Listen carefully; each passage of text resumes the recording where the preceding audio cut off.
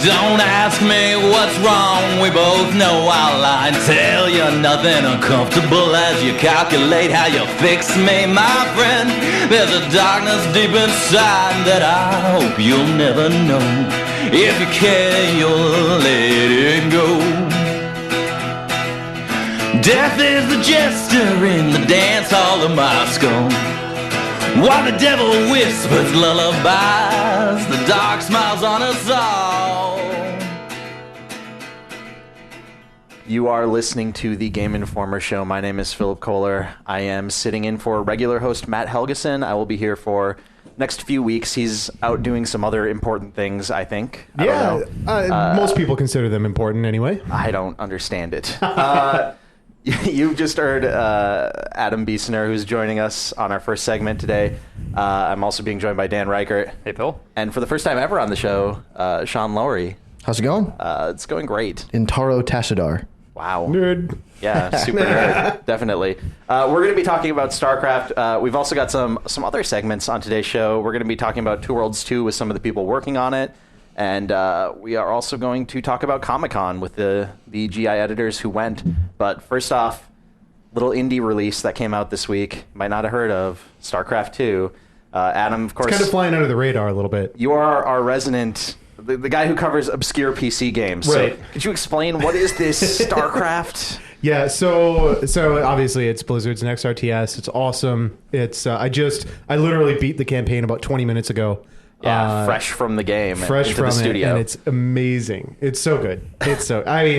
I can't heap enough superlatives on it right now. I mean, I'm still a little high from beating it. You know how that goes, but it's pretty sweet. They have awesome credits. No spoilers, though. Dude, you have no idea how long the freaking credits are. It's can out of imagine. control. Like, I'm gonna put a video up just so everybody can kind of see how the ridiculosity of these credits. Speaking of credits, this is just a minor note, but I thought I might as well bring it up. I was talking with Brian Leahy over at Shack News. He just beat the game last night, and we were chatting a little bit. He noticed in the credits, one of the designers, one of the lead designers from Dawn of War 2.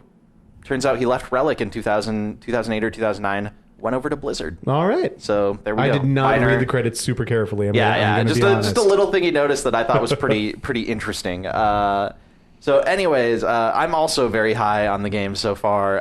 I'm nowhere near being finished. I think Dan and Sean, you guys we're probably all around the same area, which is we've just passed that first group of Marsara missions and have started. You get on your ship and you're able to start choosing missions. And basically how that works, there's a lot of confusion about, like, is it a branching storyline or whatever? It's really not. Basically, once you get out of Marsara, there are kind of 4 parallel tracks that you can go down, and each of them is their own kind of group of missions, and then they all kind of dovetail back together for the finale. Yeah. So this was what I was confused about at first is you don't miss out on any missions by choosing one. Like, that's right. At first I was like, okay, I'm going to choose this mission where she wants me to go save this colony because it sounds like it sounds like if I don't do this now, maybe the colony will get overrun and I won't be able to do it. And it's totally not the case. Nope, it's nothing like, what was it? Soulstorm, I believe, was the Dawn of War expansion that had the big, branching campaign, whatever.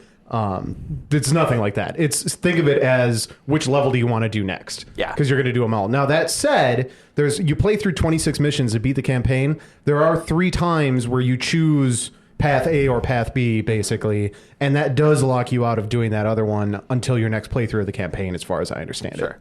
Now, so what I've noticed, what I'm really loving about the game so far is that the single-player campaign is not your traditional RTS where every mission is just kind of like, all right, now you're in a new area, build up a base, go attack the enemy base, and destroy them. There's basically none of those. Yeah, I think there was one of the final Marsara missions was sort of like that.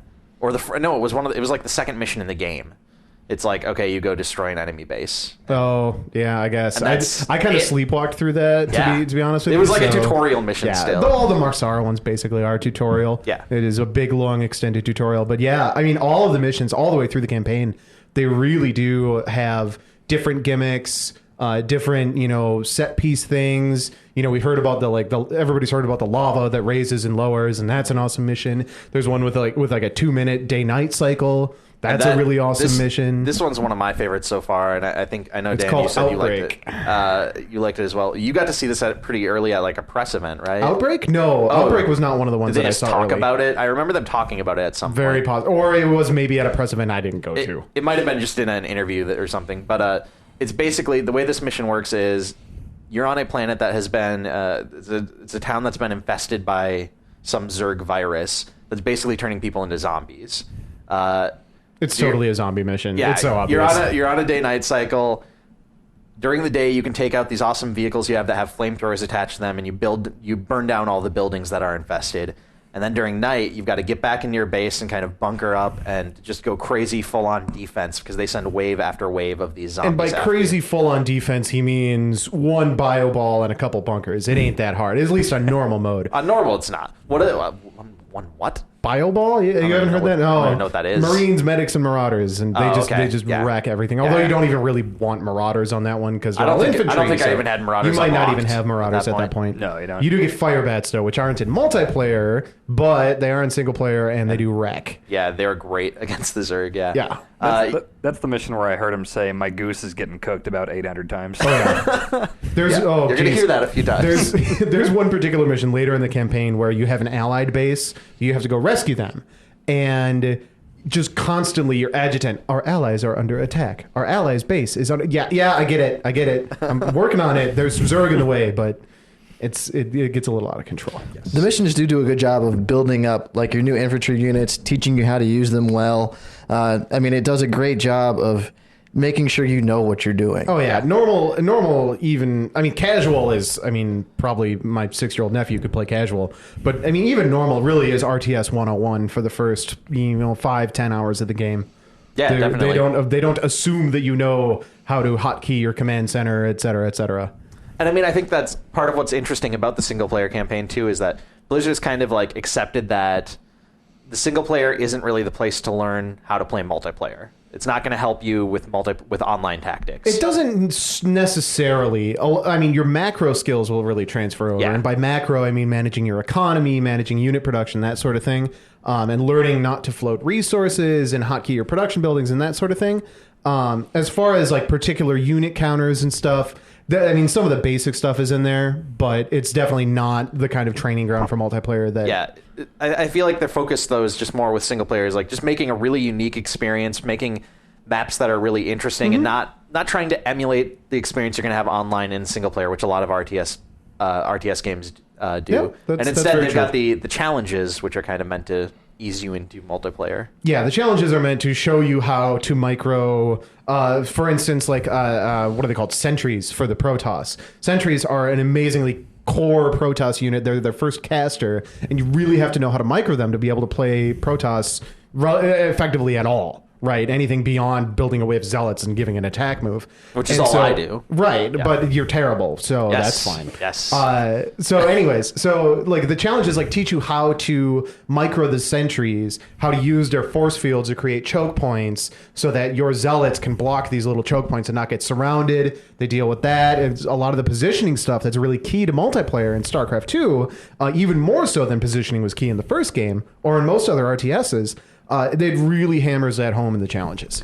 Now, so far I've done strictly single-player campaign. Are these challenges they'll give you Protoss or Zerg? Yeah, they're separate. It's a totally separate game mode. Yeah. It's basically the way that I'm thinking about how I'm going to play the game is I'm playing through the single player, then I'm going to start into the challenges, and then I'll start doing some online multiplayer stuff. Didn't Blizzard suggest doing 60 or 70 hours of single player before you go in? They said 30 to 60 hours of playing other modes before you do 1 versus 1 multiplayer. Right. 1v1 is sort of the ultimate end game, real pure distillation of the essence of StarCraft, right? So they're even saying just doing 2v2 or 3v3 before you move into one. And because co-op is a lot of fun, and I love the fact that co-op versus AI is supported natively within Battle.net. You can say, I want to play co-op versus AI, and you can invite friends, or you could just look for matches or whatever. You can set the match up however you want. It's awesome. It's beautiful how much easier that is now, because I've been playing I love it. for the last 12 years even, on and off. If we couldn't go outside and play football, we were inside playing StarCraft. Halo, what is that? I don't want to, it was for me and my friends, it was StarCraft. And before, to find somebody on BattleNet to set up that game, it was such a pain. Deal with the custom games and the channels and you had to spell your friend's username exactly right. It's what it is StarCraft 2 it's like when the Dungeon Finder went into World of Warcraft. If you play that, you can hit a button and it finds you a group, and if you're DPS, it's like 15 minutes, right? As opposed to like 2 hours sitting around trade trying to find a channel or trying to find a group. It's StarCraft, it's the same way. Like StarCraft 2 is that much easier to find people to play with in the modes that you want to play, all that sort of thing, than StarCraft 1 is. I want to get back to talking about multiplayer stuff in a moment, but first off, Dan, I wanted to get your impressions, how you're feeling about the game so far, because I know that of this group, you've probably played the least amount of real-time strategy games. Well, PC games in general. I've never really had PCs that could run stuff until now, and except for back in the day, I used to play Command & Conquer, Red Alert 2, Tiberian Sun, all those all the time, because that's what my computer could run. And they were great. I absolutely loved them. And I tried StarCraft, and I liked it, but I only put, maybe a dozen hours or so into it. So I don't even have the nostalgia factor coming into this. This isn't Command & Conquer for me. This isn't something I played in the late 90s, but it's still awesome. I absolutely love this game. And it's kind of bringing me back to that feeling of I played it until I went to bed last night, and I tried laying in bed, and I just see all this stuff going on in my head. Just like Red Alert 2, I'm hearing all those things. So, yeah, it's you're great. Still hearing them saying that their goose is getting cooked? Yes. Even though... Yes.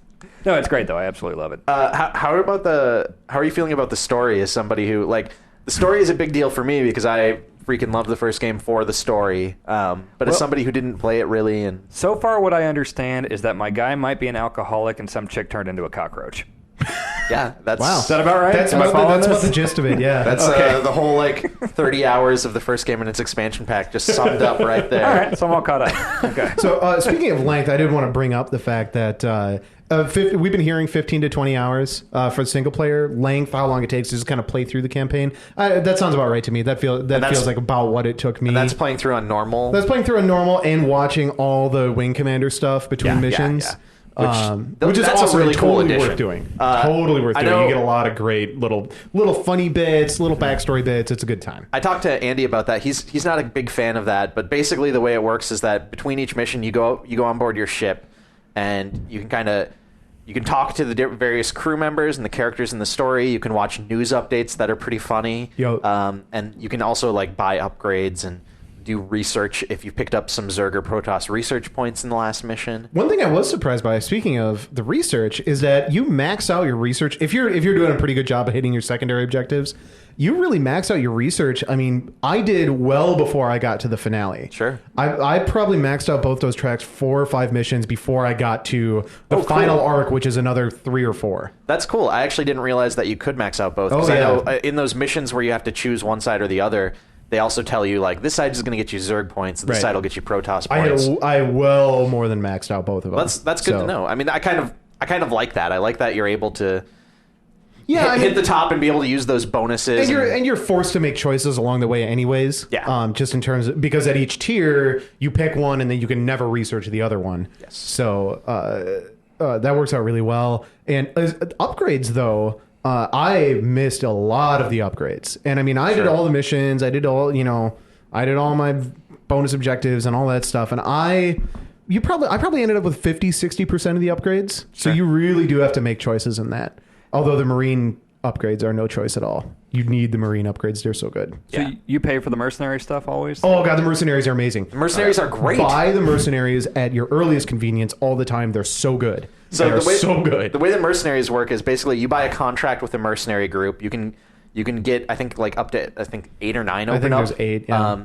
And then you build this mercenary compound. Well, you can't build the mercenary compound. Are they just there all the time? They're always just there. Okay. Yeah. No, it's you can build. It's one of your build options. Oh, is it? Yeah. No, I never looked. But then you use that. You can summon in these mercenaries that you paid a contract for, a couple of times per every mission. And they cost roughly the same of what that unit type would cost if you built it at your factory or your barracks or whatever. But they're awesome versions. They have major bonuses, and also it's 50% bonus damage, 50% bonus health, that kind of stuff. Yeah, and the other thing, and this is kind of minor, but I always appreciate it, is that they drop down immediately. They just drop down from the sky. It's not minor at all. It's huge. It's not like you don't wait for them to build. They're just there. Yeah. And they're awesome. I mean, they wreck so much shop. And they benefit, as far as I'm aware, they benefit from all the upgrades that you've purchased as well. Yeah, I think so. So, like, the Goliath guys get the range upgrade, and they get the, fire simultaneously upgrade. By the way, Goliaths, super awesome. Goliaths are great in this game. They're so good. I just played the first mission last night where you get Goliaths, and I really like them. They're really amazing. So, yeah, that is awesome. Sean, I think out of all of us, you're probably the only one who's been playing a lot of the multiplayer since beta. I mean, obviously, Adam and I played a little bit during beta, but you've been playing some at launch. How is the multiplayer going? I have to say Battle.net is probably like a new benchmark for PC multiplayer gaming. It is so easy to integrate, and I will always be jealous of Facebook because it's the one website that actually gets into StarCraft. But you can integrate all your friends. StarCraft? Well, yeah, one day I will make a website that's part of StarCraft. I love really it. Want. I love it that much.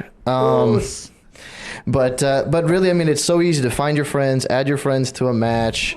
The matchmaking system works. It is not going to match you against a professional in Korea when it's your first game ever. Yeah, and one thing I noticed, I looked into multiplayer a little bit, and I said, sure, I'll do the practice league, which is, the practice league is before you get into actual ranked matches. It's before you even do your placement matches, too. And it's the practice league, I think if I remember right, in the beta, it was like maybe 10 matches or 5. Yeah, it was 10, I think.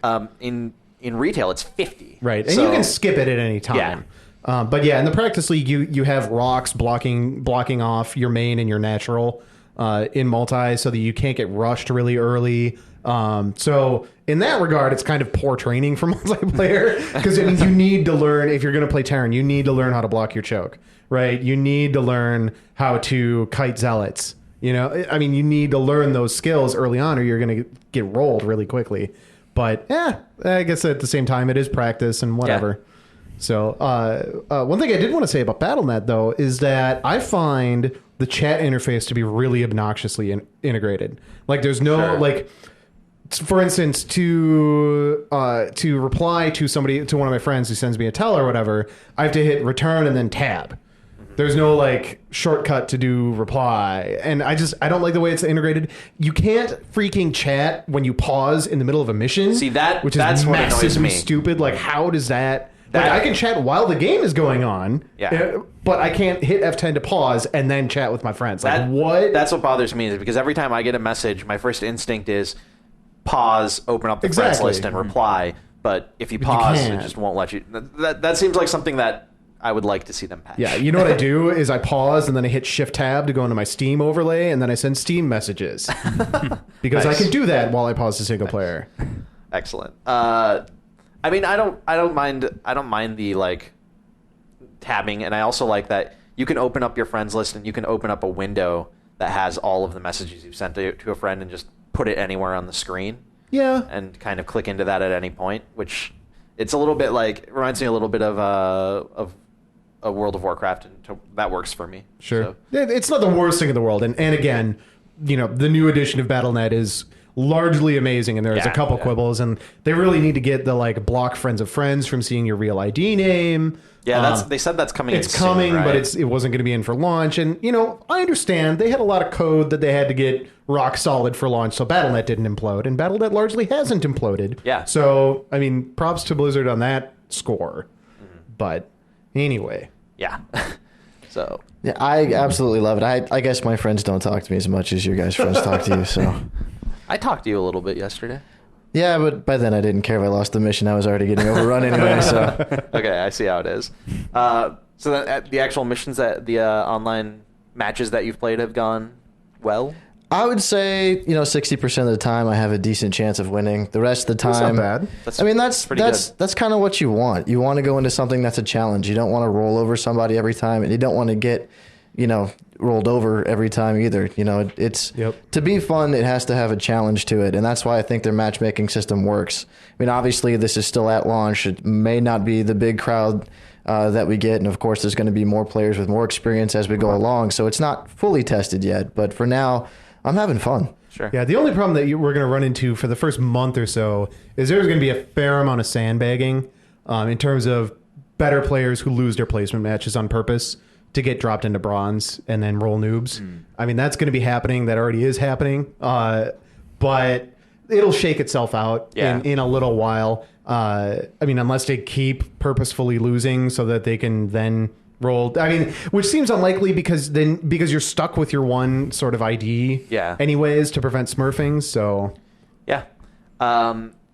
So the other thing that I wanted to bring up, the only other thing that I found really, really impressive with the game is the achievements, the achievement system, which, you know, Blizzard has put achievements into World of Warcraft that are pretty awesome, pretty extensive. And the achievement system in this is like it's huge. It is huge. I don't know if it's more extensive than World of Warcraft just because World of Warcraft is such an enormous pile of content at this point. Yeah, right? But there's definitely lots there to keep you playing. The way that I really like the way that it works in single player, which is, you know, you beat a mission, it tells you if you've unlocked any achievements related to that mission, and then it gives you a list of like, here's, you know, 2 other achievements related to this mission that you could have unlocked, and then it has the, you know, replay mission button right under that. So I mean, the first instinct a lot of people are going to have is like, oh, I could have gotten this. I'm going to quick replay this and get this achievement, which. I've been kind of holding off on replaying. I'm going to go back and do I needed to get through the story. I mean, just for work anyways. Yeah. But, you had a reason to avoid it. But one thing that I really like about the way that they've structured their achievements is that they really make you play. A lot of them make you play missions differently. Yes, and they force you out of your comfort zone, because particularly in single player, a lot of people's instinct is to turtle up, build up a bunch of battle cruisers, and then go use your battle cruisers to stomp on everything in the map, right? I mean, that's how. I'm so, as guilty of that as anybody, right? But the achievements really make you do it differently. So, in that Outbreak mission that we were talking about before with the day-night cycle, the hard mode achievement is to, on hard difficulty, go out at night and burn down the buildings at night.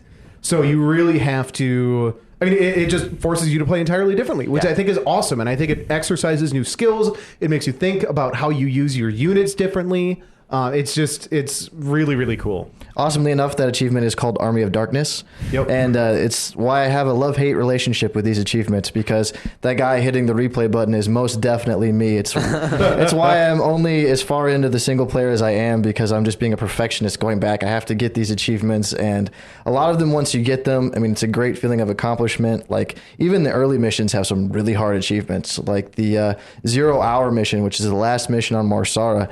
One of the achievements is on hard difficulty to go out and actually defeat the Zerg bases. And 0 hour, for reference, is a defend mission where you have your base and you have to hold out for 15 or 20 minutes or whatever it is. And so the achievement is to go on the offensive, right? And I believe it's called the best defense is the name of the achievement. Yeah. And that was I mean, even that one I had to go back to after spending a couple hours with the game. And so, I mean, that's why, I mean, I'm not far in the game, so I hate the achievements making me do this, but I love getting the achievements. So I think it's a great system. And speaking of going outside your comfort zone and being very creative, I know, Phil, you love the lava mission one a lot. Yeah, the lava mission. So for those who haven't heard about the lava mission, it's basically a mission where your whole goal is to collect resources on this lava planet. And what happens is these rich minerals are on a lower platform.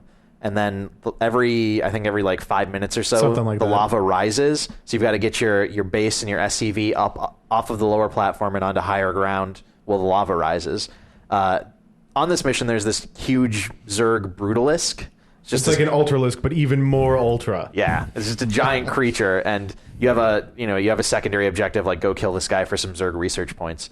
One of the achievements is to kill the Brutalisk with the lava. So you kind of have to time it right and get him down into the lower platform as the lava is rising. And I just like that. That's really clever and cool. Yeah. So one of the things that's come up a lot, I've seen at least in terms of discussions on StarCraft 2, is people that are kind of on the fence about the game because they don't know if they still want to play RTS from 10 years ago. Yeah. And my suggestion to them is that you really want to play StarCraft 2. Yeah. I just it's so tightly tuned, and there's so many just little things that I appreciate so much about the game. That I mean, I play a lot of RTS, and there are a lot of little things, little edge cases that drive me nuts in every single game that I play. StarCraft 2 doesn't have those. It's been in development for so long with so many people on it that they file off all those little edges. Yeah. Like if you give your dudes a move order, like anybody that doesn't have an order just gets kind of shoved out of the way so that your guys can go accomplish what you told them to freaking do. Yeah. And so the level of polish in this game is just incredible. And I mean, I would just say, like, I mean, multiplayer I think is going to be very comparable to how StarCraft was 10 years ago, but single player just really doesn't play like old StarCraft to me. It really doesn't. The single player missions are designed so much to make it a unique experience. And you mentioned how the achievements kind of force you to not turtle up in your base, but I would say just the mission design in general, like almost every mission that I've been on has some sort of like some element of, you know, they're putting pressure on you to force you to keep moving, keep doing things, not just sit and build up your troops. And you still build up huge armies. And I love building up big troops of like 50 guys. Yeah, I unit capped myself on a lot of missions. What is the unit cap? 200. Okay, I didn't know or that. Supply cap, sorry. I did not know that. That's good to know. No, it's 200. Same as original. Original was 200 as well. I thought it was 100 in original, so I was confused. Well, it might have been 100 and then 200 in Brood War. I don't know. Maybe. It's been a while. But anyways, it's... Yeah, I mean, you definitely have the opportunity to keep building up massive armies, but you also kind of always have to keep moving. So there will be some element that's like, you need to go get this done right away. Don't just sit in your base. Yeah, and there's a lot of things that are on, not necessarily hard timers in terms of there's a countdown on screen, but there's a lot of things that are like, your enemy is trying to do this, you need to go stop them. Yeah. So if you can delay them, that's great. If you can just go sit on the objective that they're trying to get to before they get there and defend it that way, there's a lot of that happens in the campaign that, again, it's not on hard timers, but it's sort of a soft timer. One of the coolest soft timers I've seen so far is there's a mission where you land on a Protoss planet and they're being overrun by the Zerg, and you can actually watch the Zerg slowly take over the Protoss, and that is like your sand in the hourglass. Yep. And that is just so fascinating, and being able to program it so it is timed correctly and it does work correctly. I mean, on so many levels in this game and on Battle.net, there's some great technical achievements here too. Yeah.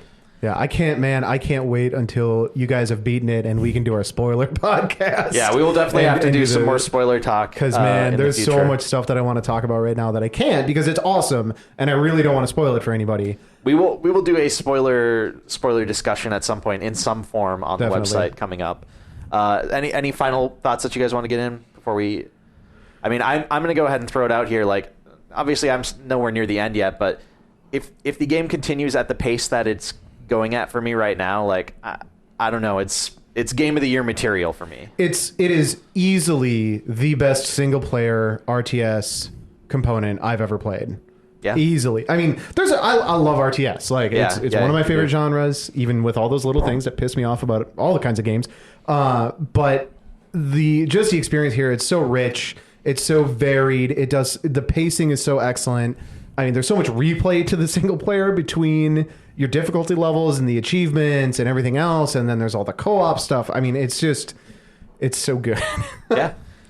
If I'm a fanboy of anything, I'm a fanboy of StarCraft. So it's hard for me to objectively say this, but I mean, there's a lot of good games coming out this year. You know, I just beat Red Dead. You know, I've been playing and paying attention to everything going on in this office, but I have to agree with you. I mean, if my vote counts for anything, then this is definitely so far my game of the year.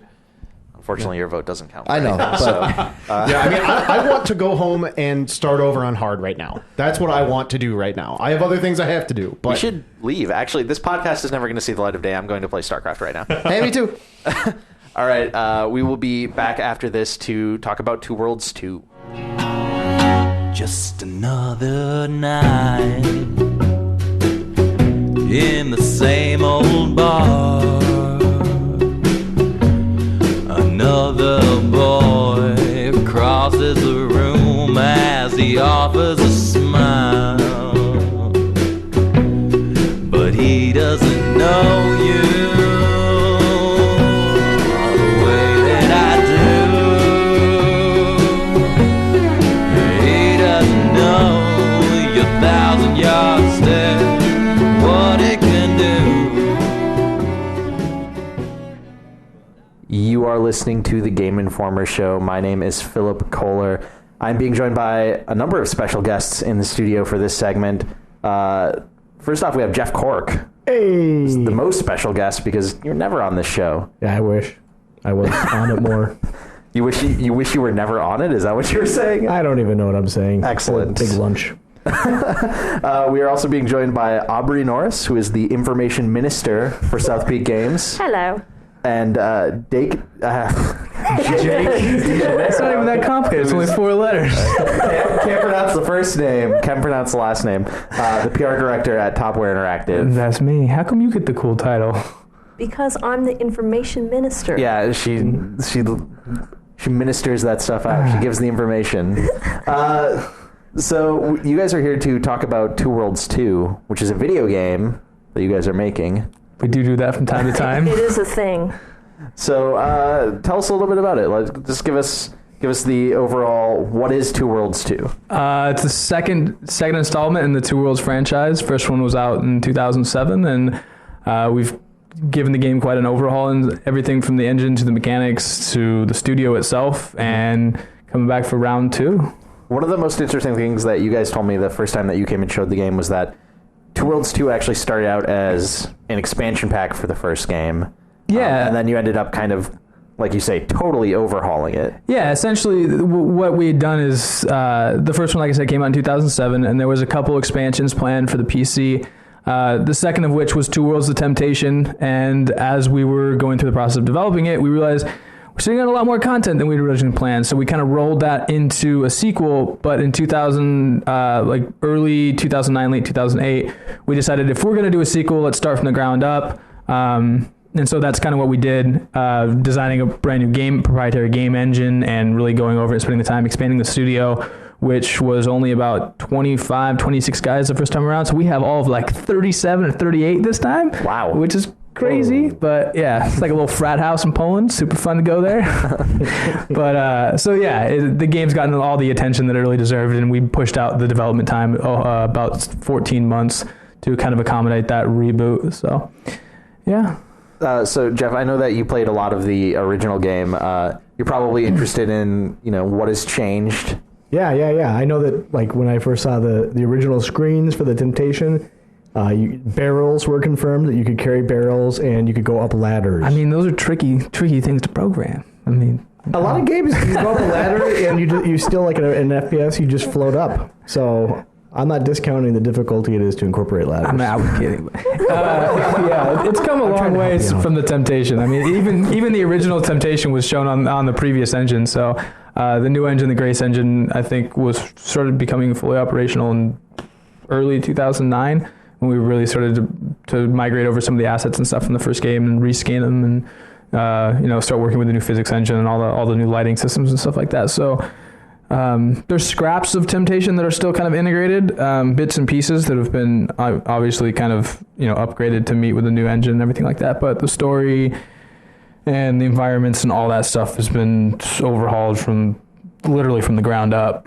And one thing I've noticed about the game immediately is just the level of detail in the environments is really impressive. Like, you're talking about the lighting and just the way that shadows fall, the way that bumping into something interacts with it. Like, it's really impressive. Well, I'm glad you like it. Yeah, it's one of Reality Pump, our development studios. One of their really, really strong points is their level of attention to detail, especially in environments, but also their ability to kind of create detail within like game mechanics and stuff like that. Like, we talked about the crafting system and all the magic system and how like wild and crazy they kind of went with it this time around, expanding upon it from the first game. But yeah, they're an amazing group, especially for as small as they are, and those guys, they work their asses off. There's no question about that. I mean, they even have heat distortion programmed into like torches on the wall. Yeah. It is that minute detail they put in the lighting system. It's amazing.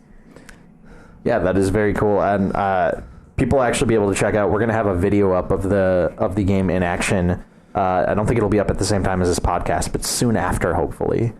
So people should watch the site for that. It's going to be a quick 15 video. Hot scoops. They can see some of these environmental details that we are talking about. So I guess, why don't we talk about the story a little bit? Where does this game start off?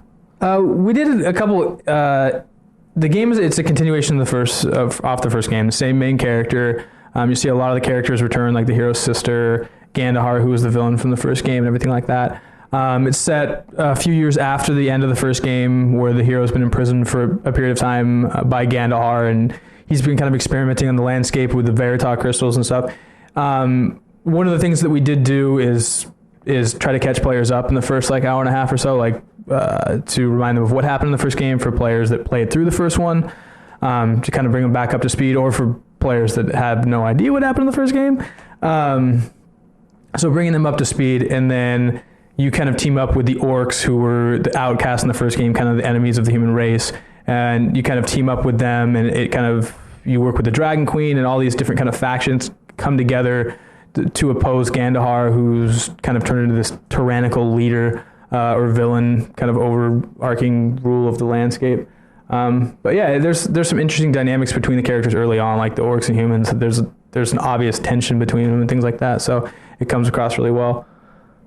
And do you do I know a big thing with a lot of RPGs these days is allowing you to do some sort of decision making as you go, and you can kind of choose between different paths, good and evil sides. Is there anything like that in the game? Yeah, there's some decision mechanics in the game, and one of the things that we did try to kind of steer clear of was that whole this decision is good or this decision is bad or something like that, or to apply that to some sort of a scale or something like that, where you're earning points in one direction or another, and make it a little bit more designed so that players are working on their gut instinct or what they want to do, as opposed to, well, I want to accrue X number of good points so I can unlock something along that nature. So to keep it more, I guess, real would be the way, or more natural decision-making process, and it affects the way the story plays out, the perspectives that you get certain story elements from.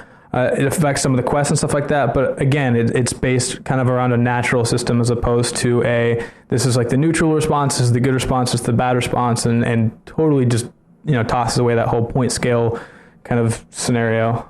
Sure, definitely. And then getting into some of the more gameplay elements, the combat, it seems like it's broken into 3 different areas, right? It's sort of there's melee combat, there is ranged archery, and then there is the magic system. Do you want to talk a little bit about how those work? Yeah, sure. The way that we tried to design the game, as far as the progression of the player, was to make it to kind of allow players to mix and match, because we didn't really want to force players into a corner, as far as from the outset of the game saying I'm going to be a mage, so I'm going to spend the next 25 to 40 hours shooting fireballs at stuff. We wanted to create a scenario where players could kind of mix it up, and if they wanted to play with the melee mechanics for a while, or the magic mechanics, or the rage mechanics, or mix in some of the the stealth and trap and assassination mechanics and stuff like that, to make kind of a jack of all trades, master of none, if you will. They can choose to go all down one path, but basically with each level that the player gains through experience points, you get parameter points, which are for statistics, strength and health and dexterity and things like that. And then you get skill points, which can be applied to different areas. So for example, if you go to the melee area, you can add points to two-handed expertise or something like that, which increases damage with two-handed weapons, or to a skill specifically designed for a pole arm, as far as kind of a swing mechanic, so you become more proficient with that and more damage, and each weapon kind of has its own special attacks and things.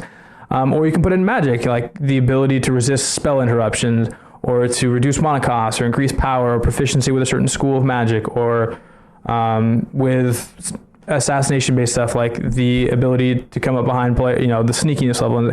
So you kind of get to allocate them as you will, and kind of create this hybrid kind of character that you can kind of switch between and use all these mechanics in conjunction with each other, and kind of customize it in a way that fits with your play style, and the way that you kind of want to approach the content. What really the best part is what mechanics appeal to you, especially in different scenarios. So you can kind of mix it up, and we allow players to respec. So if they want to try something different, or if something is not really playing to their advantage or something like that. So yeah, and the thing that I really liked about what I saw is that you can kind of set up different sort of different armor builds, and then switch between them just using the D-pad. Yeah. So you can kind of have your you hit the left D-pad, then you get your ranged guy. You hit up, and then you get your melee guy, and you can kind of switch between them even in the middle of battle.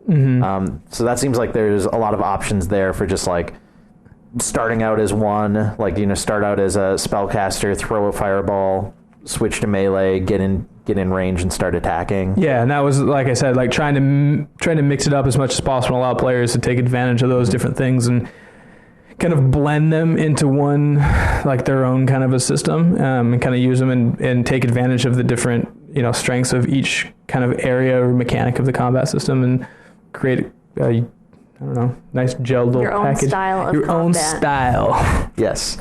I have to say, watching the demo that you gave earlier, the magic system, I cannot wait to get my hands on that, because if you remember, Jake, you summoned a nice little tornado, and then suddenly it rained anvils, and the anvils got caught up in the little maelstrom and were spinning around and knocking into like zombies that you ran into. I'm just wondering, could you kind of explain how that works and what some of the crazy things you can do as though a windstorm with anvils wasn't enough? Yeah, like I was saying earlier, Reality Pump is they like to go do crazy things. Like when it comes to detail and their imagination and stuff like that, they're really crazy. And some of the mechanics from the first game, like the card-based magic system and the classic space advancement system, make a return in this game. And really one of the coolest things. I mean, even I play through the game almost every day, and I still have fun playing with the magic system, because the way that it's designed is players build their own spells.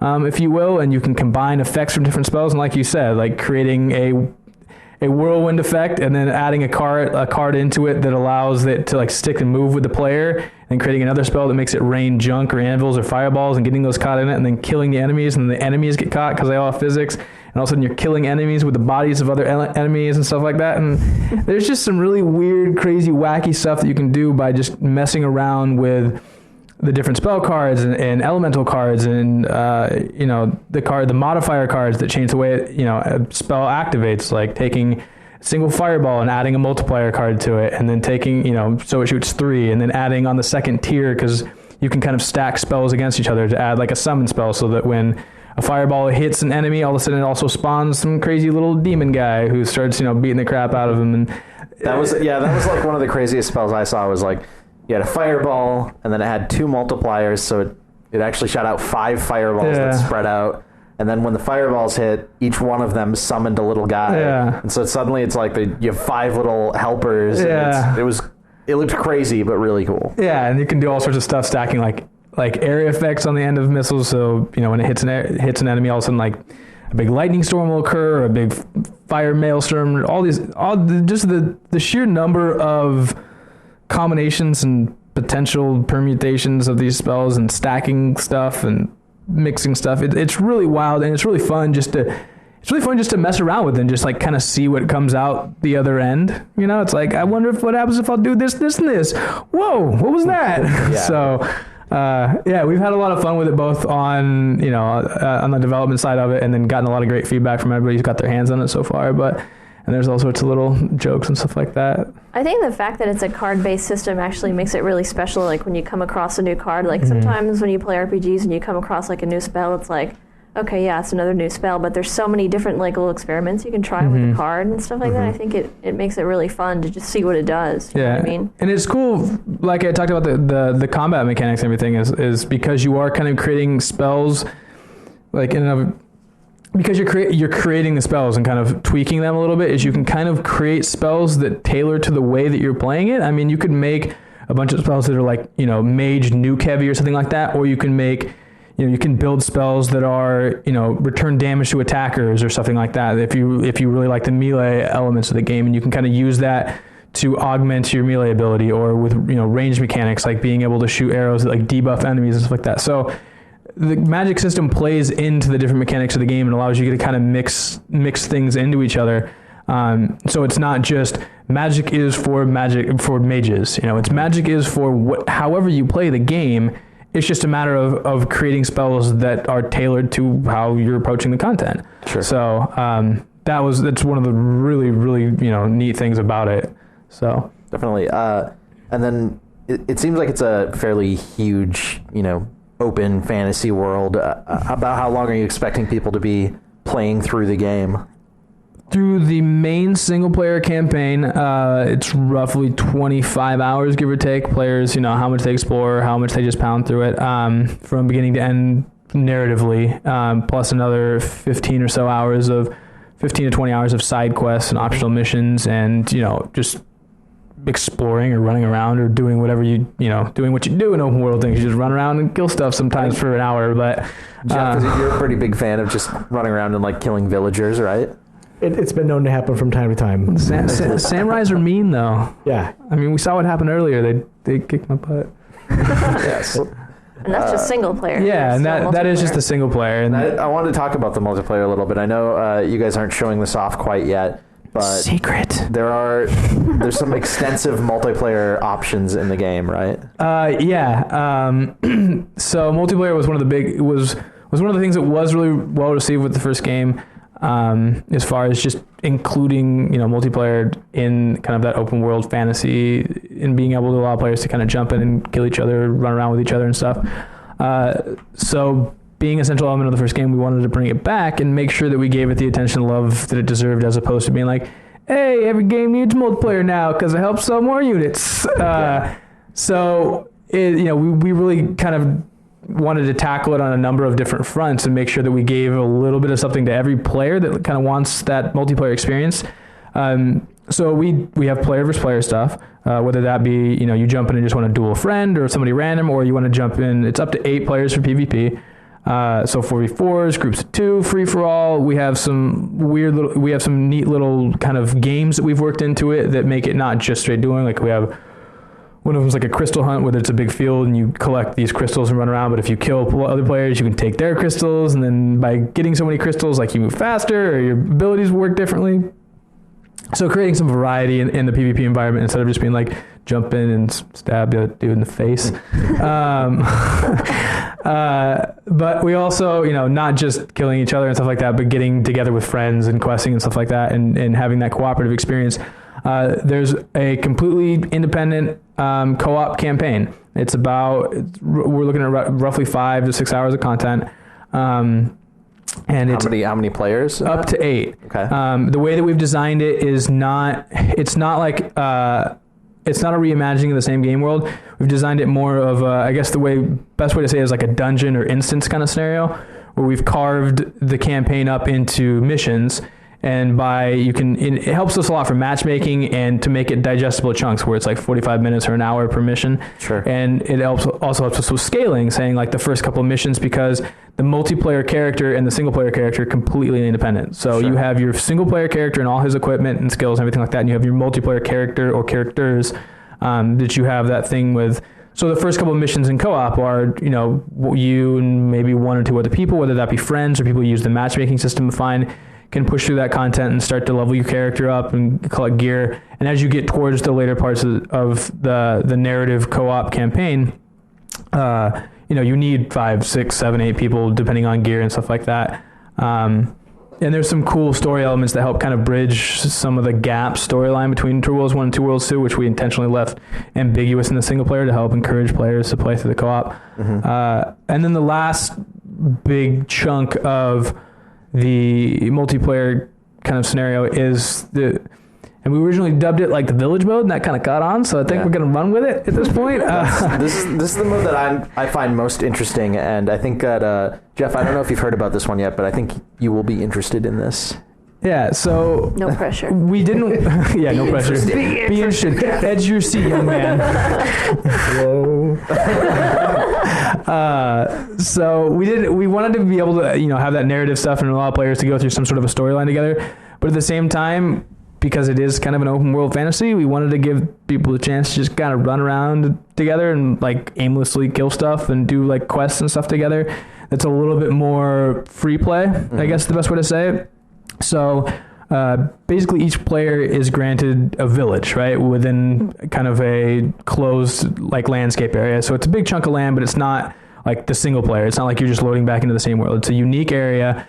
And it's this village, which is on like a trade route, and by spending time in the village and doing like quests from the village, or going out in the scenario or the lands, or going into the environment and like killing things and collecting things and like donating to the village actually begins to grow like economically and population wise and stuff like that.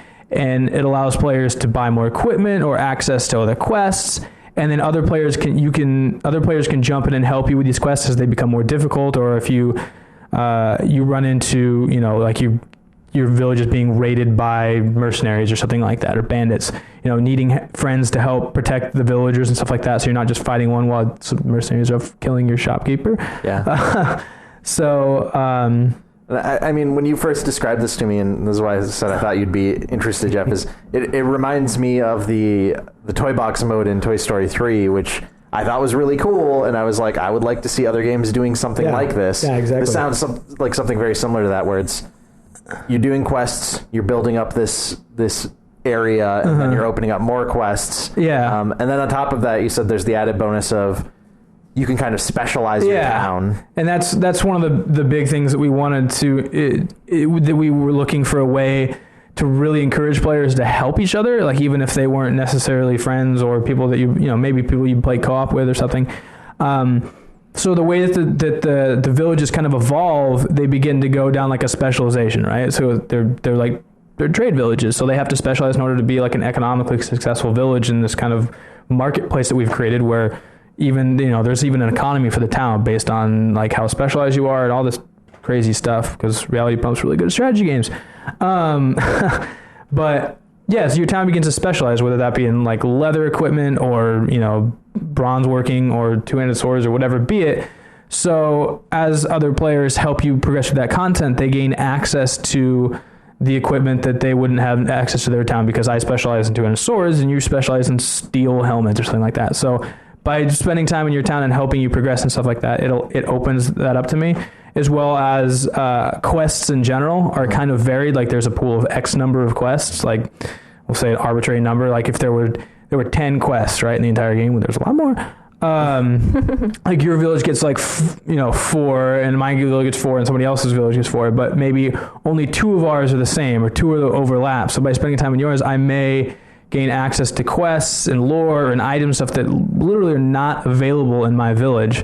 So it kind of creates this community feel. So you go in and you run around the village for a while, then you go knock out a co-op mission, then you go in and fight some people in PvP, and then you run around and collect some jewels, and you go back to the village mode for a while. And so there's a diversity in kind of multiplayer mechanics available and playstyle and like things to do and stuff to create some variety.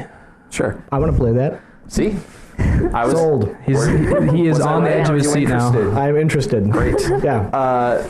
A couple last things I want to ask about. First off, I wanted you to talk a little bit about the Oculus item I love in the game, because I think Aubrey should talk about the Oculus. This is like her favorite thing. The Oculus. I thought this was a really cool addition as well. Some days when I wake up in the morning, the first word out of my mouth is Oculus. Just so you know. I'm really obsessed with it. Is that related to the game, or is that just a thing that you do? She's just weird. All right. So anyway, seriously, the Oculus, it's really cool. There's a couple. Basically, what it is when you go around, there's a quest you can do that basically unlocks the ability for you to, I guess, create or get these items off of animals and different things that you kill. So there'll be animals that you can kill, and you literally rip their eyeball out of their body, and it becomes this tool called the Oculus. And what it is you basically release it, and it's sort of like a free-floating, it literally is an eyeball, but it's almost like a camera where you can just send it wherever you want. You can check out the environment with it.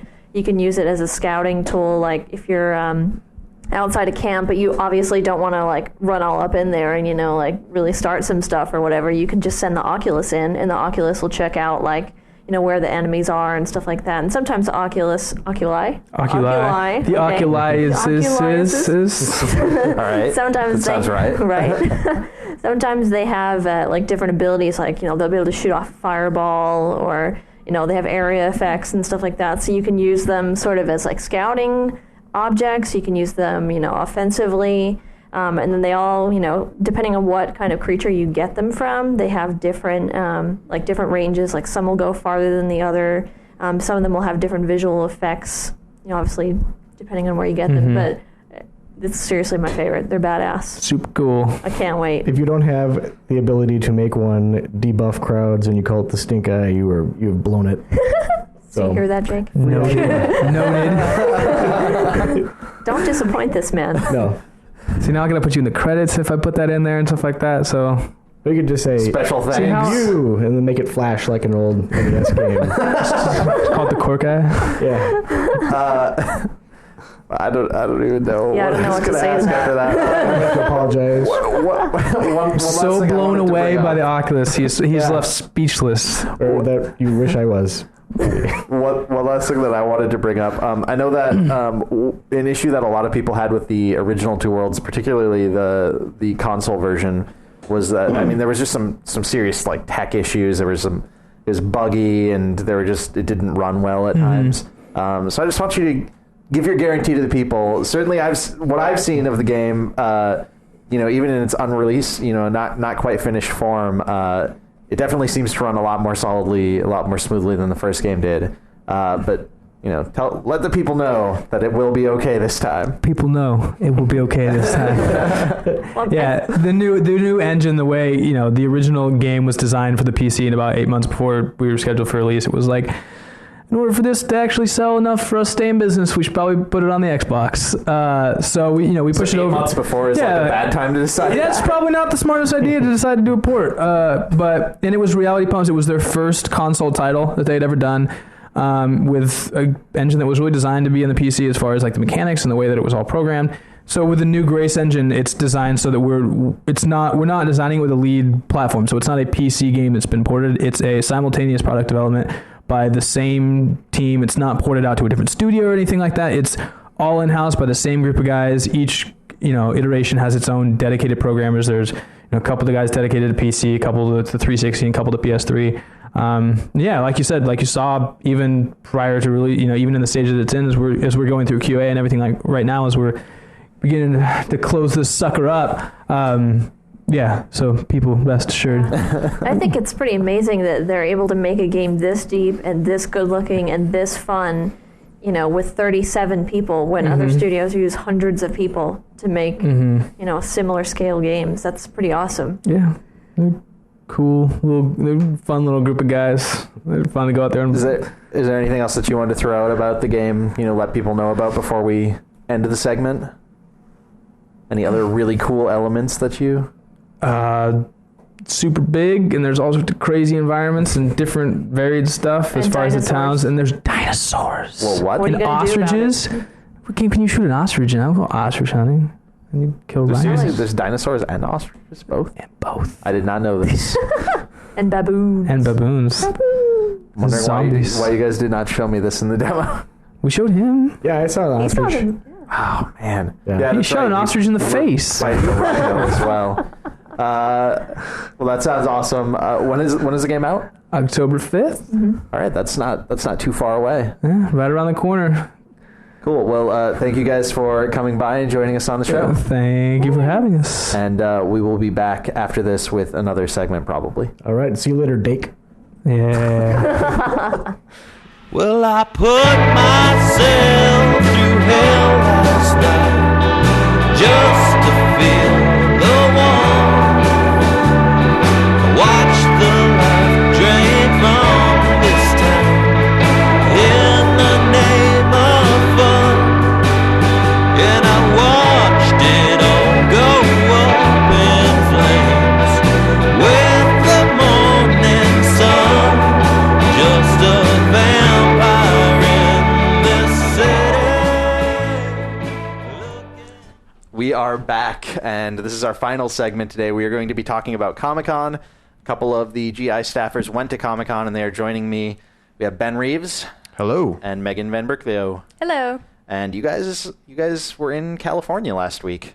Yes. We were. Some big thing going on there. All last week. Lots of nerds gathering in one location, and you guys were there with them. The I wanna entire see city Shamu. is taken over. It's very fun. San Diego, everything gets into the spirit when it comes to Comic-Con. I got to go 1 year, and it was a blast, definitely. I love it. It's crazy. So Even the downtown nightlife just gets crazy, Yeah. The You just never know bars. what you're going to see.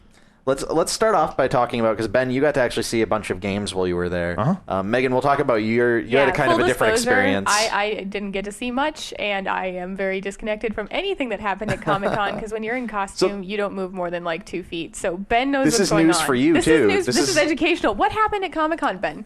And I just know about the games. I don't know about the costumes, because I was dressed as a normal person. Why were you not dressed up? We're working on it. I wore a hat one day. He was ashamed of his Plants vs. Zombie costume, so he didn't bring it. Okay. I was going to bring it. I forgot it. I forgot it in my luggage. Right. So the first thing that I want to know about that you saw, you got to see Spider-Man Shattered Dimensions. Yeah. The new Spider-Man game that Activision is putting out. 4 different Spider-Men, right? How's it looking? 4 Spider-Man. It's actually looking pretty good, pretty decent. Okay. I'll admit I was a little worried. And okay, first of all, people who don't know, I'm probably like the hugest Spider-Man fan in the office. Yeah. So if I was like worried about a Spider-Man game, that's, maybe something to be worried about. But this is like, it's looking good. And I don't think that's just my fanboyism speaking. They revealed the new 4th dimension, which is the Ultimate Universe, right? And it's interesting because he's in the black suit in this one. Yeah, which he's not really known for wearing the black suit in the Ultimate Universe. No, he's like 2 issues or something like that in the Ultimate Comics, but I'm a very superficial Spider-Man fan. I don't know a lot about it. So what's the difference between the Ultimate and the other one? I mean, like the other ones are very visually unique. I've seen the other ones, but what is the like in just comics hook for the Ultimate in this game? I mean, the hook in the game is just the suit, I think. Yeah, in the comics, it's all about Peter Parker. He's just still in high school and sort of like resetting the universe. So it's super easy for fans to jump in. And then in the game, he's in the black suit, and what the black suit does is he has tendrils, the black tendrils, kind of like Venom has, so he has longer attacks and he can jump up higher, and he has this rage meter that he builds up, and then he can like do even more crazy attacks and launch people into the air. It's kind of like Devil May Cry or Bayonetta or something. That's what the action looks like. So it's a little more action focused, combo focused kind of gameplay. Yeah. And did you get to check out? Did you actually get to play that part, or did you played a different area? Right, you played Amazing. No, I played Noir, which is the sneaking Noir around is pretty stuff, cool jumping on rooftops, From and a visual that's standpoint. Visually, it's definitely that's one where you don't want to fight. So all the levels are different depending on what universe you're in. And then I did also play Ultimate. Okay, I played the section where it's at the Triskelion. It's like the home of the Ultimates in the comics. So it's like Thor and Captain America and all them, but they're not in the game. At least I didn't see them. But Carnage is in the game. And Carnage is sort of taken over, and he has a piece of this ancient tablet, which gives him more power, and he's created little minions of himself running around, and so Spider-Man goes and fights them, and then at the end, he fights Carnage. Okay. That's what I played. Sure. And overall impressions, though, you said it's not bad? It's fun. It's coming together. I want to play a more extended version of it. Like, it's fun. Some of the dialogue seems fun. The voice acting is awesome. They announced Neil Patrick Harris, actually, as a big... So it's like Spider-Man voice actors throughout history in the cartoon shows. Like, every recognizable Spider-Man voice actor is kind of in this game. Cool. So that was cool. And cool. then the game's fun, and it's coming along. Like I said, I want to play through the whole thing. Is it going to be just sort of a gimmick? Yeah. Each level plays well, but it doesn't play well for more than 5 minutes. We'll see. Yeah, and I know I read your magazine preview that'll be in the next issue, and I think you brought up a good point, which is just like people have had so much trouble just making a good Spider-Man game using just one style of gameplay. So trying to do one that uses 4 different styles seems it's a little bit scary. Like maybe they bit off more than they can chew. We'll have to wait and see, but it's very ambitious. But at the same time, like the old Spider-Man, Amazing's been done a million times. Sure, that's true. So it's good to see Noir and Ultimate in there and trying something fresh. So it's kind of like a double-edged sword. How about the new 007 game? Bloodstone. 007 looked pretty good too, actually. I was impressed. And again, I'm a Bond fan, so it's kind of like, I guess you can take that with a grain of salt. But it's Bizarre Creations, which is a good developer. The guys who did Blur and Project Gotham and The Club. So it's the same team who did The Club. And it's a very action-focused game, but then you'll also be doing driving around. So you can drive in cars and boats, which is a section they showed me. Sure. And the track morphs a little bit as you play. Kind of like Split Second. And there was one section we saw where a lighthouse exploded, fell into the water, and then Bond used that to ramp off of and jump over a certain section. So that's cool. And then the action looks good. You can like Splinter Cell Conviction, which just came out. You build up these focus aims, I think they called them, and then you build those up by doing hand-to-hand maneuvers, and then you use those to quick take out people without even aiming. So it looks fun. This is the one that they announced. Was it Josh Stone? Yeah, Joss Stone. Yep. Yeah. So she gets to be a virtual Bond girl. Yeah. Which is kind of a She's in funny the game. concept that, I don't know, she's a digital one before. Yeah. Because they're not doing a corresponding movie, right? This They're is not. just like The whole movie franchise is kind of in on hold limbo at the right now. moment. Yeah, unrelated to the movies, but they do- like they Craig do- is in Daniel it. Craig, yeah. Daniel Craig's in it. The guy who wrote a couple of the Bond films wrote the script for this. Did they do a virtual Bond girl for one of the EA ones on PS2 also? Like yeah, Nightfire Elizabeth or Shannon, something? I think, was Yeah. in Everything or Nothing. Oh, that's- somebody's in Nightfire too. I think you're right. Yeah, so they've done that before. I agree. It's a little weird. It's kind of like a secondary prize, like a runner-up prize. You don't get to You're be not quite good enough to be a Bond girl, but you can be a Bond girl in a video game. in the video game. We can pretty you up. Oh, I like Joss Stone. Yeah. And she's doing the music for the game too. At least the opening montage sequence, which it was a kind of a loud show floor, but what I heard was pretty good. Pretty good. Was this actual hands-on then? That was not. Okay. You just But got they to showed see it to me. Cool. And I'm good at imagining myself playing, so it played really well in So my it head. felt like yeah, it hands-on. felt really It good. felt so natural. I see.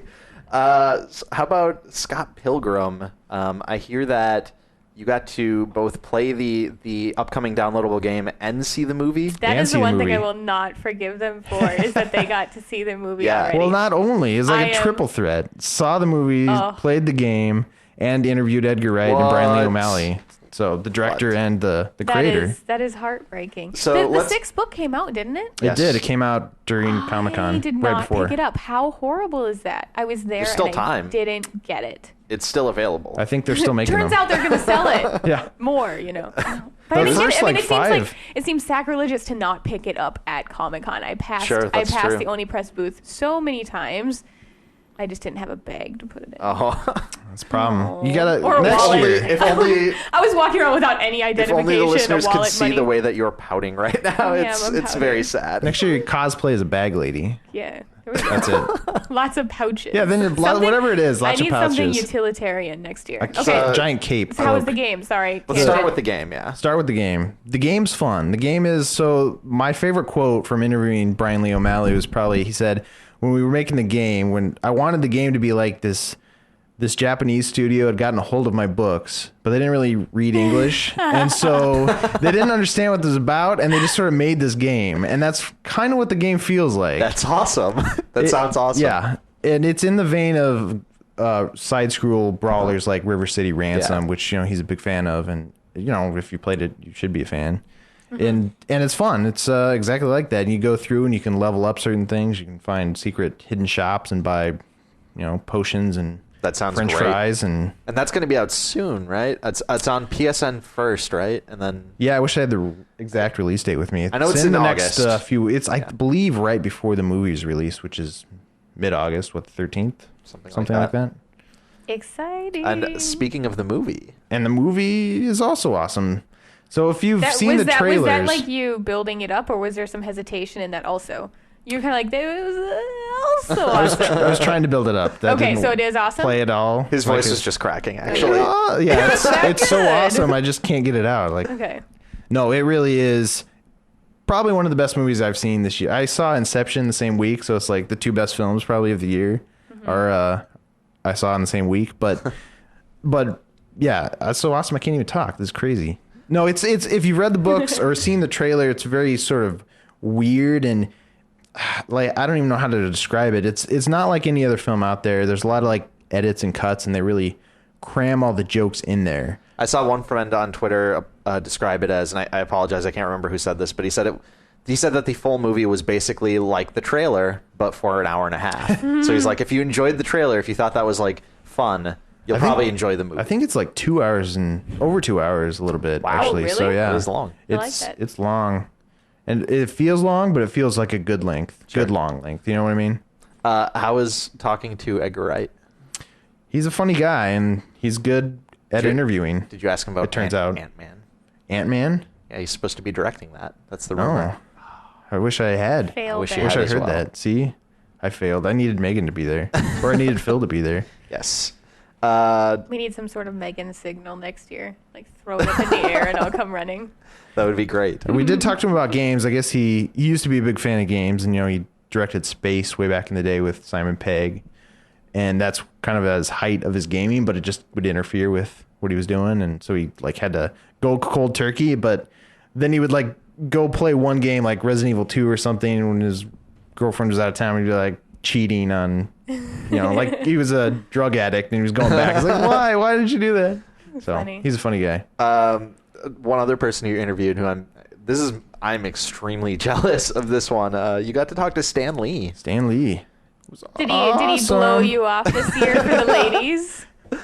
I remember last year at the Activision party, you were really excited to talk to him, and then he's like, I want a picture with the pretty ladies, and he pushed you off to the side, and I laughed inside. Stanley's such a I have the one year that I went to Comic-Con, I saw Stan Lee at an Activision party, I think, and he was with a lot of very pretty, very young girls. He's funny like that. He pretends to be this just playboy, but he's funny. And then he plays it off really well. I hope I'm that suave when I'm an old guy, because he doesn't seem lecherous or anything. He seems genuinely just fun and like your grandpa or something. One of my favorite moments of all of Comic-Con was he was staying at our hotel and he walked into the lobby and one of my friends who was with us on the trip saw him and instantly started crying. There was no hesitation. She just started crying, and then we went over and got her a picture, and it was cute. I did that with Michael Turner 3 years ago. So wow. I didn't mean to. I didn't even know it was coming. I was just like, hi, I'm Megan. Blah. Started crying. I did that with Joss Whedon. Really? Yeah. I did that with Ben Are Reeves. you joking, Ben? Did you start crying? I'm on Joss Whedon's home movies, by the way. He was filming me. We can talk about that later. Okay. Sorry, off topic. Stan Lee, though, was a good interview. We talked a little bit about games. Obviously, he's not a huge gamer, but he's helped with the games. And he's always he's good at being enthusiastic about everything, even if he's not. Everything. Oh, yeah. And so he talked a little bit about when he went down to the studio to play one of the old Hulk games, the Hulk Ultimate Destruction. I was trying to figure out how to play. It's I created Hulk, so I should be good at it. And it doesn't translate. And it does not. It's trying to figure out how to jump, and the dev's running off without him. But so he's a good interview, and he's been in the games too. He's they put him in Marvel Ultimate Alliance too. Yep, yeah, right. I remember that. So he's been in games, movies, comics. He's done it all. Yes. Yeah. He's doing some new comics now, is what he announced, right? PAL Comics, yeah. Yeah, that's interesting. Yeah, which is interesting. That's a big move. Starting his own. Well, he's got to be the hardest working 78-year-old or 79-year-old in the world. Definitely. I don't know why he doesn't retire. He must love it, Excelsior. I can imagine Excelsior. at this point in time he gets to do a lot of the fun stuff and gets to kind of I think a lot of push the harder things down through the ranks. I think a lot of being Stan Lee is just he gets to decide what he wants to put his name on, and then other people kind of do that stuff. But hey, he's put in his time. So. Definitely. Absolutely. He's earned it. And I'm jealous that you got to talk to him. Yeah. If you don't follow him on Twitter, by the way, follow him. He's funny. He's very amusing. Yeah. You also got to check out Battle Block Theater, which I had not heard of until you mentioned it, but that's apparently the new game from the Behemoth. Yeah. The guys who did Castle Crashers. And was it just called Game 3 up till now or something like that? I think they announced it a while ago, but I feel like they announced it last year at Comic-Con. I must have missed the official name. Forgotten about it because they take a long time with these games. Yeah. And they talked to me a little bit about the single player. Well, I should say the campaign, because you don't have to play it single player. You can play it up to 4 players. And it's a little bit, so it's like Castle Crashers, where it's very action focused and side scrolling, but they want to do a little bit more platforming. Okay. Like Super Mario or something. So that's promising, and they're not really showing that off yet. They're going to show it off, I think they said, in a month or 2. Okay. But they definitely had the multiplayer up and running, which is a little bit like Smash Brothers or something. So the story is you end up on this island, and there's these native cat-like creatures that capture you and imprison you, and you have to perform for them in theaters where you basically battle to the death. And that's that not very is nice. We've all been they're there. cats. That's what they do. What kind of cats do you associate with? I'll introduce you to Donut again. I don't understand what's going on. So it's basically, you run around, you can pick your character, what he looks like, and the weapon he uses, and then you fight to the death against other people.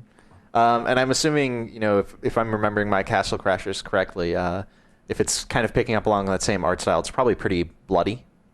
Yeah, it's very bloody. That kind of creepy cute. It's like vibe. it's Chopping like heads cartoony off. and cute, but then really Paladin's squirting got a everywhere. he's got a really awesome art style. His stuff is cool. Yes, I agree. So yeah, that one's gonna be exciting if you loved Castle Crashers. Are they talking at And all really, who about? didn't? Castle Crashers went over so well. It was insane. Yeah. Are they talking at all about when they're expecting to be done yet, or is it still?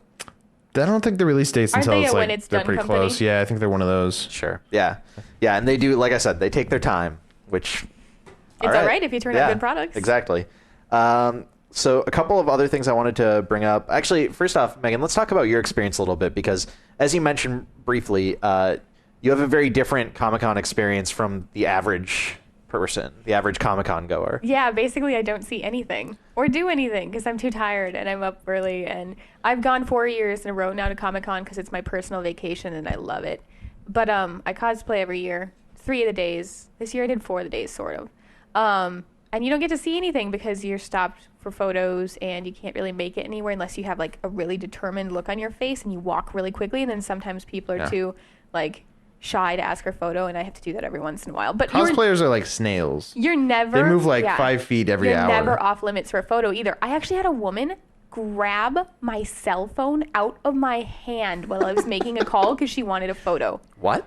I was making a call and she grabbed my phone out of my hand. It was like just a quick photo, and I couldn't believe that. But I mean, when you're That woman is crazy. yes, Officially. when you're sitting down to eat, when you're doing anything, I mean, like you just get stopped for photos constantly. So this is like the most unbelievable thing that anybody who attends Comic-Con would probably get. But I have never been to a panel in the 4 years that I've been there. Yeah, I've that's never been to crazy. one. That's really crazy. So it's a lot of fun because we work on our costumes all year, and I have girlfriends from all over the country, and we put these groups together. And this year we did this really fun, basically female versions of male video game characters. So we had a Goddess of War. I was the Princess of Persia. We had a female Altair, female Link, Mario, Wario. My friend Ashley did Star Killer. So that was, I mean, it's a lot of fun to kind of see everything come together. But we take cosplay ridiculously seriously. It's kind of silly. But I mean, like, we have a makeup artist come out and a hairstylist come out to help us with our costumes and our looks and stuff. And so we're up at 5 a.m. some days getting our hair and makeup done. And it's silly, but like the results are pretty impressive. Like you did a post on the website of I think it was just called like Comic-Con from the cosplayer's perspective. People should go check that out. It went up a couple of days ago.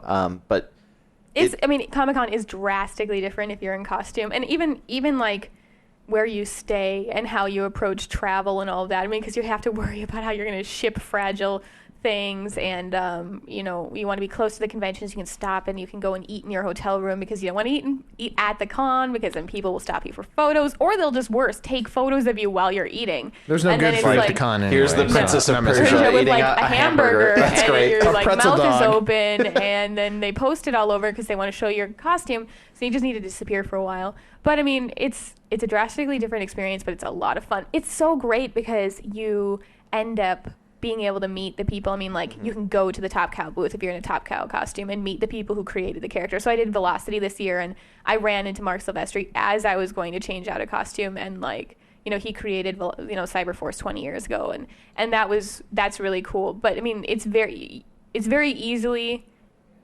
you're very easily able to get a hold of the talent and see the talent associated with your costumes. So it's really cool. And celebrities get excited about costumes too, because like a couple years ago, Seth Green came and tapped my girlfriend and I on the shoulder and asked for a photo. And we're like, that's funny because we were actually looking for you because we wanted to go to the Top Cow booth and see him. So, and Joss Whedon was like super excited about some of your friends' costumes some of our this friends' year. costumes. Yeah. He was really excited about that, and a bunch of my pictures. I actually just got a message from. I did Mad Moxie from Borderlands, and I got a message from the concept artist, like totally. I didn't solicit him at all. I hadn't sent anything to Borderlands, and they're like, "I designed Moxie. You even didn't include a holster or a gun in the holster because we forgot to make a gun for her." And so she just has an empty holster, and he's like, way to go, accuracy-wise. That's funny. And then a couple people sent my Princess of Persia to Mechner, and Really? feedback from him. Wow. He's like, wow, it's amazing. So, Wow. I mean, That's awesome. it's really cool. That's really cool. But it's very gratifying. What were some of your favorite? Because you had tons and tons of photos up that you put on the site. What were some of the favorite ones that you saw? I, in passing, saw the most amazing Mass Effect group I've ever seen, and I can't find many photos of them right now. They had like guards around them, so I think that they were walking from their hotel to the masquerade, because the rule is that you can't wear your costume before the masquerade if you're going to be in it, because they want you to debut it on stage. Okay. But I mean, it was unreal. I mean, the special effects and the makeup and the different, the different races and stuff, it was crazy. So that one was really, really cool. There was some fun, like kind of plushy Mario characters. I saw Spider-Man 2099, which was pretty impressive. Cool. Yeah. Cool. The thing about it is that there's a lot of trending. So there's a lot of Harley Quinns from Arkham Asylum, Sure. but like one of my girlfriends did it and she did amazing.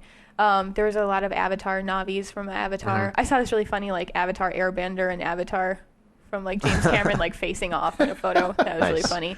And there was a lot of Alice in Wonderland, like the Mad Hatter and stuff. So, but it's fun. You can tell that people are passionate about it. And there's varying degrees of commitment, but there's always those people who are you're like, holy cow! How long have you worked on this? How much did this cost? My personal favorite that I saw of the photos that you posted was the group of female Green Lantern, the different colored lanterns. The classy lanterns. Yeah. Yeah. Those were awesome. Those were really, really cool. They had those. They're like emblems, necklaces custom made, and the guy did them for free. And like if he would have charged them for all of them, it would have cost them $3,000. Wow. Because he had them custom made out of like this really Like a nice piece? metal total for like Okay. the 7 or something like that. That's nothing. But they were What are you impressive. paid? Yeah, really. Where do you What, work? $500,000 a year? It's what? So yeah, That's that not what you was guys a are very getting? unique one. I like that. And then the last day, we sort of cosplayed, because usually we reserve that for shopping because you can't get anything done while in costume. Yeah. Like I said, I didn't have my ID on me. I didn't have anything on me because I didn't have pockets most of the days.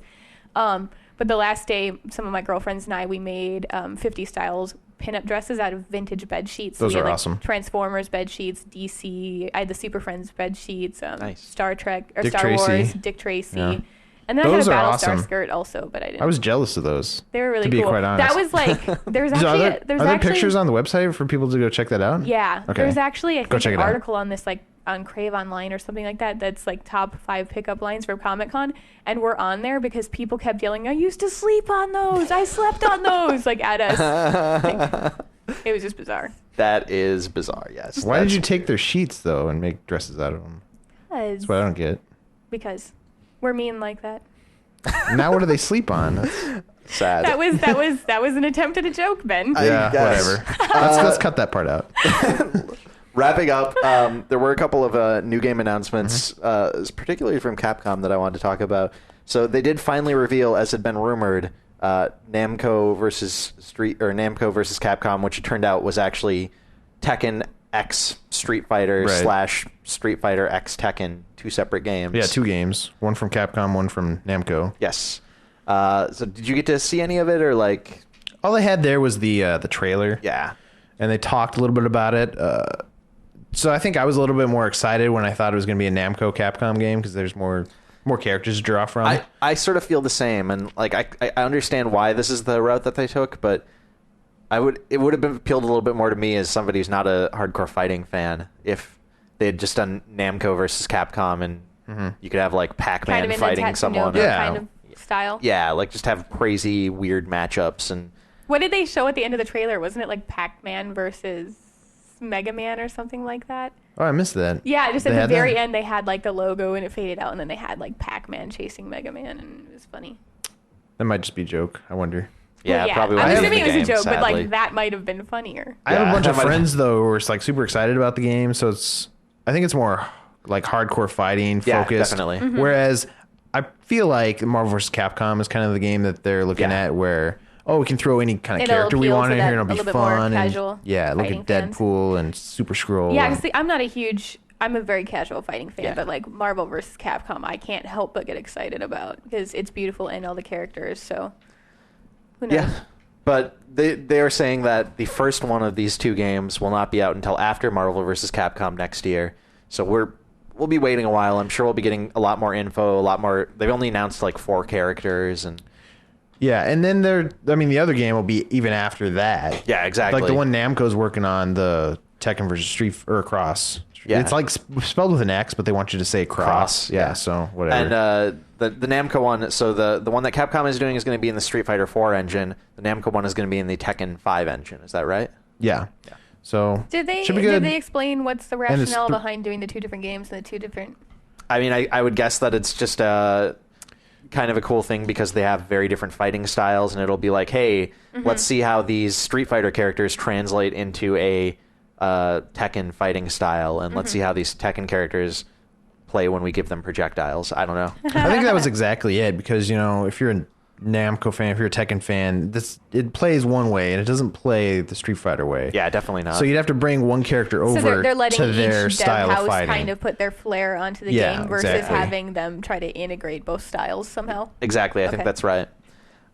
Cool. So, and then the other thing, did they talk at all about Mega Man Universe? Because that got announced just before Comic-Con, and I don't know what the hell it is, but I want to know. They did talk about it very cryptically, so I don't know if I have any information to share that you probably haven't already heard or guessed. Sure. They did show the trailer, which is up on our website if you want to check it out if you haven't seen it. It doesn't really show any gameplay, but they talked about how they kind of want to go back and to the classic feel of Mega Man, and there was kind of a lot of like feelings and what they want, like concepts, and so they want people to be able to play as any Mega Man, their version of Mega Man, whether that means it's the old school like Mega Man 1 version of Mega Man, the old school like Mega Man when he came to the SNES, or whether the guy it's from like the cover art of the first yeah, Mega Man. exactly, they which I think is awesome. That and is everybody awesome. thinks it's stupid. No, I but think that's awesome yeah. too. I'm totally with you. I'm playing as him, by the way.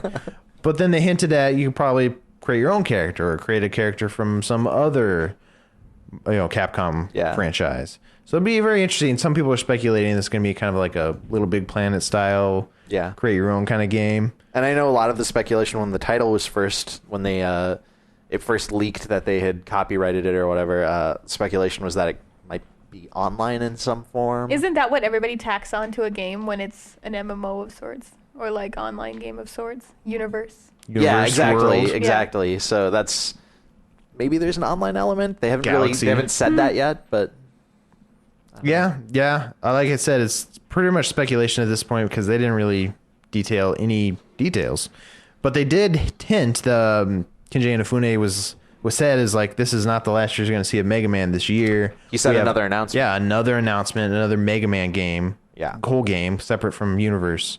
And then it was kind of like hinted that might be Mega Man Legends 3. Yeah, which that would be really cool. Like I never had a chance to play the Mega Man Legends game, but I was always interested in them as a fan of RPGs and of Mega Man games.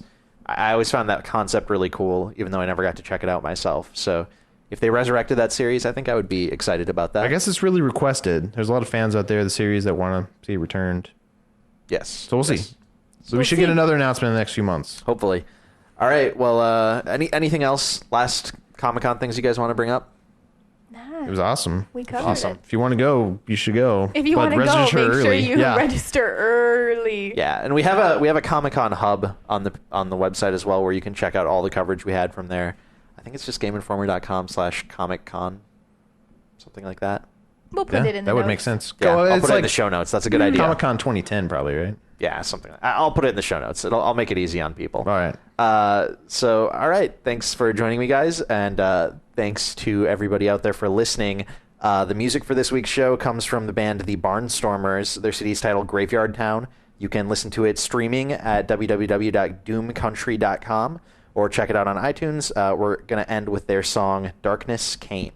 It was sunny when I rode into the valley, just a humid Alabama morn, and I felt the road exhaustion setting in.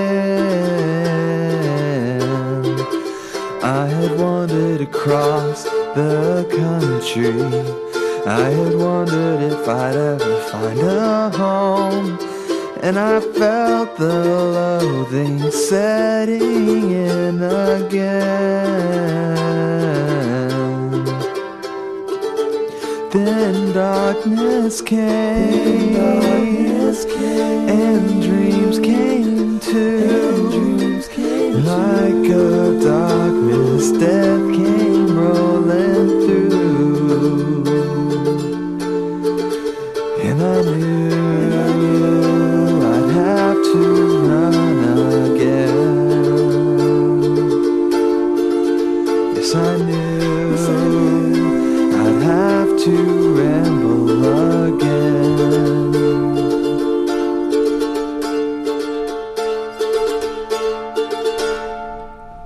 There are things too dark to explain. Some things inside you never know. 'Cause I still feel that seal pressed inside my skull. There's a darker marrow in my bone, and the light of my eyes is narrowed down. Death has passed through me 1,000 times.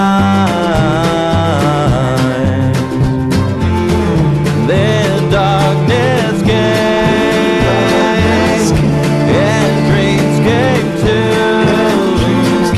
Like a dark mist, death came rolling through.